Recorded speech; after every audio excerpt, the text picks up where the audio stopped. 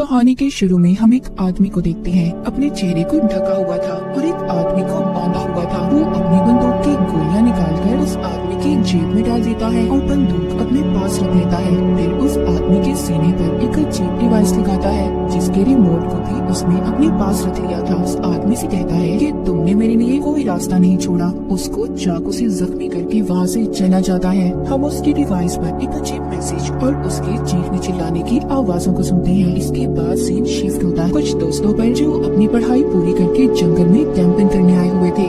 यहाँ पर सब दोस्तों में गैटो जो सबसे ज्यादा बिगड़ा हुआ था, वही गैटो का दोस्त जो उसके उल्ट था, बिल्कुल सीधा। पर उसकी दोस्त ऐसी थी जो बेचारे पर हमेशा शक करती रहती थी कि उसका चक्कर किसी और लड़की के साथ है। हम यहाँ पर उनकी बातों में सबकी गहरी दोस्ती देखते हैं। इनके ग्रुप में एरिन थी जो सबसे ज्यादा मासूम थी और सबसे अलग रहा करती थी। जब एरिन बाथरूम के लिए झाड़ियों में जाती है, वही आदमी जो हमने कहानी के शुरू में देखा था वो एरिन को बेहोश कर देता है। जब एरिन को होश आता है, उसके साथ साथ सभी दोस्त एक अजीब सी जैकेट के साथ उठते हैं क्योंकि सबने अब जैकेट पहनी हुई थी और उस जैकेट पर एक टाइमर लगा हुआ था। करीब ही जब वो गैस सिलेंडर को देखते हैं तब इन्हें समझ आता है कि किसी ने इनको गैस से बेहोश कर दिया था और इनका यहाँ पर एक दोस्त भी गायब था। जब वो आदमी इनके सामने आता है तो इन्हें पता चलता है कि वो इनके स्कूल की साइंस टीचर थे और साथ ही साथ एरिन के दोस्त के डैड भी जो अब मर चुका था। वो बताते हैं कि जब मेरे बेटे की मौत हुई तो उनकी बीवी ने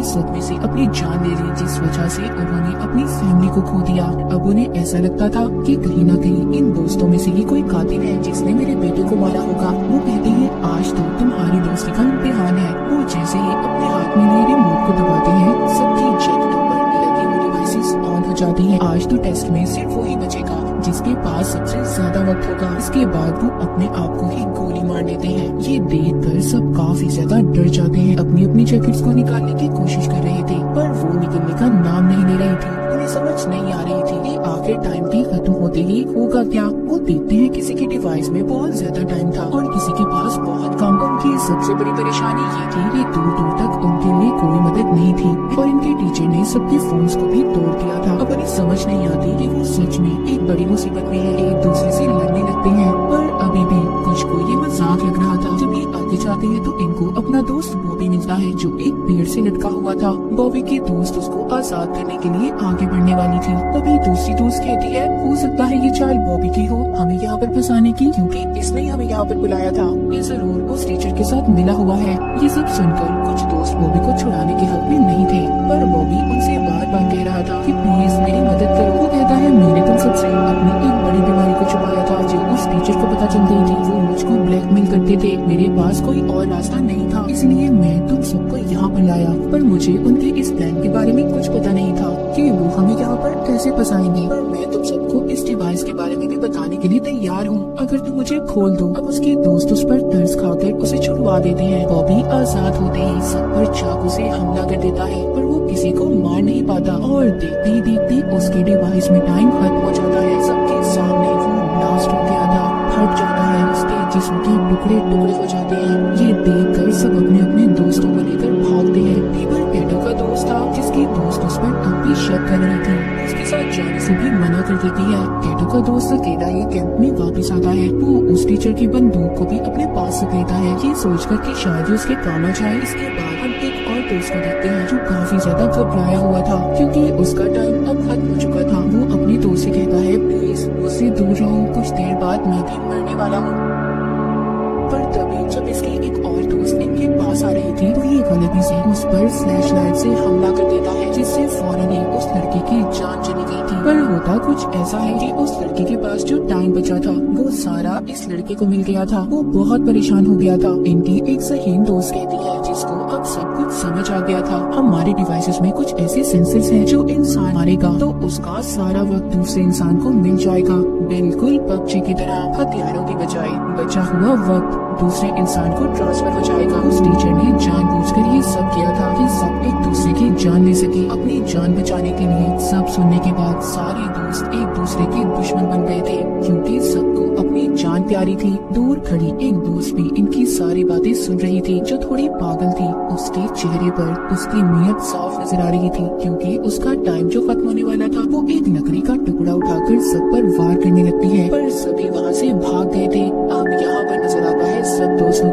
असली चेहरा। सभी एक दूसरे की जान के दुश्मन बन चुके थे। तो दोस्त जल्दी से दोबारा कैंप की तरफ भागते हैं, क्योंकि उनके पास अभी भी एक फोन था जो वो कैंप में ही छोड़ आए थे, मगर उसमें भी सिग्नल नहीं थे। इसलिए ये फोन को लेकर ऊंचाई की तरफ भागते हैं। उधर एरिन को कैटो का दोस्त अपना पार्टनर बन जाने का कहता है और दोनों आगे मदद के लिए निकल पड़ते हैं। उधर दूसरी तरफ इनकी एक और दोस्त जो अपने शिकार की तलाश में थी, क्योंकि उसका टाइम खत्म होने वाला था। जब ये कैटो को अपने पास आते हुए देखती है तो उस पर हमला कर देती है। पर चालाक कैटो अपनी जान बचाने के लिए उस लड़की से कहता है, तुम कहती थी ना कि मेरा दोस्त तुम्हें धोखा दे रहा है, उसका चक्कर किसी और लड़के के साथ था। हाँ, वो कोई और नहीं बल्कि तुम्हारी बेस्ट फ्रेंड है। जो मुझे उसके फोन से पता चला, उस पागल लड़की को एक और मौका मिल गया था किसी की जान लेने का। ये अपनी ही दोस्त के ऊपर चाकू से हमला कर देती है, पर वो दोस्त एक ही झटके में उसके ऊपर वार करके उसी को मार देती है। अब उस लड़की को भी गेम की समझ आ चुकी थी कि भले कैटो ने उसे मरवाने की कोशिश की, पर यही रास्ता है इस गेम में सरवाइव करने का, जिंदा रहने का। वो कैटो के साथ मिलकर टीम बना लेती है और दोनों सबका शिकार करने का प्लान बनाते हैं। उधर दूसरी तरफ जिन दोस्तों को फोन मिला था, अब वो लड़की अपने डैड को फोन करती है जो पुलिस ऑफिसर थे, पर उसकी कॉल नहीं लग रही थी। अब उसको शक होने लगा था कि कहीं उसके डैड भी किसी मुसीबत में ना हो। जब वो जीपीएस से लोकेशन पता करते हैं तो उससे पता चलता है कि उनके डैड कहीं आसपास ही थे। उधर दूसरी तरफ एरिन और उसके दोस्त को चलते हुए टीचर का वही शिकार मिलता है जो हमने कहानी के शुरू में देखा था, जिस आदमी को बांधकर उसने रखा हुआ था। ये आदमी कोई और नहीं बल्कि उस लड़की के डैड थे जो अपने डैड को कॉल कर रही थी। साइंस टीचर ये सब इनके साथ इसलिए कर रहा था, उसको अब भी ऐसा लगता था कि उसका बेटा किसी नशे से नहीं मरा बल्कि उसे जानबूझकर मारा गया है, और ये सब इन दोस्तों की पार्टी में हुआ था। उस लड़की के डैड को इसलिए मारा क्योंकि बिना छानबीन किए उन्होंने उसके बेटे के केस को बंद कर दिया था। यानी कि सच ये था कि इन्हीं के बीच में कोई कातिल है। उधर ही एरिन के दोस्त को बुलेट्स गोलियां भी मिलती है, जिसको उठाकर ये अपने पास रख लेता है। इनकी दोस्त के डैड मरने ही वाले थे, तभी एरिन का दोस्त बंदूक में गोलियां डालकर उन्हें मार देता है। एरिन को यकीन नहीं हो रहा था कि उसका दोस्त इतना बेदर्द भी हो सकता है। वो उसको समझाता है कि सब मैंने तुम्हारे लिए किया, क्योंकि वो ज्यादा देर जिंदा नहीं रहते, वो मरने ही वाले थे और उनको मारने से कम से कम जो उनका बचा हुआ वक्त है वो तुम्हें मिल गया। एरिन का दोस्त उसको बंदूक देकर कहता है, तुम इससे खुद को महफूज कर सकती हो, ये तुम्हारी हिफाजत के लिए है, क्योंकि जीने का हक है तुम्हें। और खुद वो कैटो की तलाश में निकल पड़ता है, क्योंकि उसे ऐसा लग रहा था कि साइंस टीचर के बेटे उनके दोस्त का कातिल कैटो है, क्योंकि उस दिन पार्टी में वो नशे वाली दवाई वही लाया था। अब एरिन अपने उसी दोस्त से मिलती है और उसको उसके डैड के बारे में बताती है। ये सुनकर वो बहुत ज्यादा रो रही थी। एरिन कहती है, अभी हमारे पास रोने का वक्त नहीं है, हमें जल्दी रिमोट को ढूंढना होगा। वो इन दोनों को उस रिमोट को ढूंढने का कहती है और खुद कैटो के पास जाने का फैसला करती है कि उसकी जान खतरे में है। उधर कैटो को भी उसके दोस्त ने ढूंढ लिया था। इन दोनों की बहुत ही खतरनाक लड़ाई होती है। उस लड़ाई में कैटो ने अपने दोस्त को मार दिया था। फिर कैटो अपने एक और दोस्त को मारने की कोशिश करता है और आखिर में कैटो ने उसकी बंदूक लेकर उसे भी मार दिया था। जिस दोस्त को उसने मारा था उसके पास सबसे ज्यादा टाइम था, जो सारा अब कैटो को मिल चुका था। लेकिन कैटो को तो इस गेम में जीतना था, वो अभी भी पास कहाँ आने वाला था। वो एक और दोस्त को मार देता है। कैटो अपने आखिरी शिकार की तलाश में था, जो एरिन और उसकी एक और दोस्त थी। जैसे ही उनके पास जाता है, एरिन की दोस्त इस पर बहुत चिल्लाती है कि उसने उनके सभी दोस्तों को मार दिया, पर वो इसकी तरह कातिल नहीं बनना चाहती थी, इसीलिए इसे चाकू से जख्मी करके भाग जाती है। पर भागते हुए वो सोचती है कि अगर कैटो भी मर गया फिर भी तो इस गेम में एक ही बचेगा, इसलिए वो अब एरिन को मारने की कोशिश करती है और उसकी तरफ बंदूक कर लेती है। यहाँ पर कहानी का सच तो कुछ और था। एरिन की दोस्त उसको बताती है, उस लड़की से मुझे बहुत नफरत थी, वो स्कूल में हमेशा मेरे से ज्यादा नंबर लेता था और उसकी वजह से मुझे स्कॉलरशिप भी नहीं मिली। उस दिन मैंने उसकी ड्रिंक में दवाई बनाई थी, पर मैं नहीं जानती थी कि वो सच में मर जाएगा, और मैंने ही अपने डैड से कहकर उसके केस को बंद करवा दिया।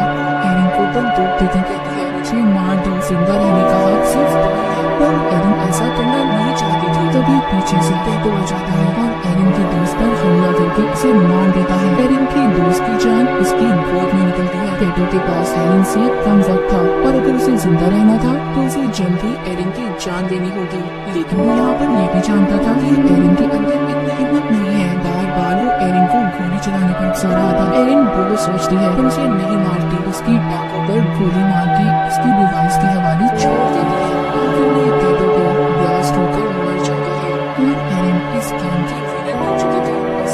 दिन को जीत लिया था। वो डिवाइस भी खुद ब खुद बंद हो जाती है। थोड़ी देर बाद सुबह हो गई थी। एरिन जंगल से बाहर निकलती है। उसको एक आदमी मिलता है जो अपनी गाड़ी पर था, पर एरिन का ऐसा हाल देखकर वो मदद करने से इनकार कर देता है। कहानी के आखिर में एरिन की हमें खतरनाक मुस्कुराहट भी देखते हैं। इसी सस्पेंस के साथ ये